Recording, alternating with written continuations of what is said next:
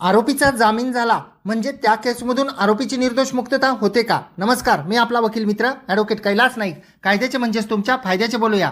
जेव्हा एखाद्या आरोपी विरुद्ध दखलपात्र गुन्हा दाखल होतो, त्याची फिर्याद म्हणजेच FIR पोलीस स्टेशनला दाखल केला जातो. आरोपींना अटक करून माननीय न्यायालयामध्ये हजर केले जाते. माननीय न्यायालय पोलिसांना तपासासाठी पोलीस कस्टडी रिमांड देतात.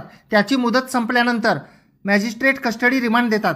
मॅजिस्ट्रेट कस्टडी रिमांड आरोपींना मिळाल्यानंतर आरोपी हे जामीन मिळण्यासाठी संबंधित न्यायालयामध्ये अर्ज दाखल करतात. त्या अर्जावर आरोपी व फिर्यादी पक्ष यांचे म्हणणे व युक्तिवाद होतो व आरोपीस जामीन दिला जातो.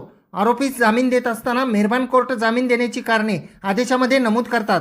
त्यामध्ये प्रमुख, आरोपीकडून कोणतेही हत्यार जप्त करावायचे नसेल, पोलिसांचा तपास पूर्ण झालेला असेल, आरोपी फरार होण्याची शक्यता नसेल वगैरे अशा प्रकारच्या कारणांवरून आरोपीचा जामीन मंजूर होतो.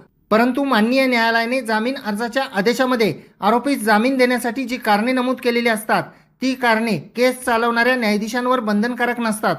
जेव्हा केस सुरू होते तेव्हा त्या केसमध्ये तपास पूर्ण होऊन चार्जशीट आलेले असते.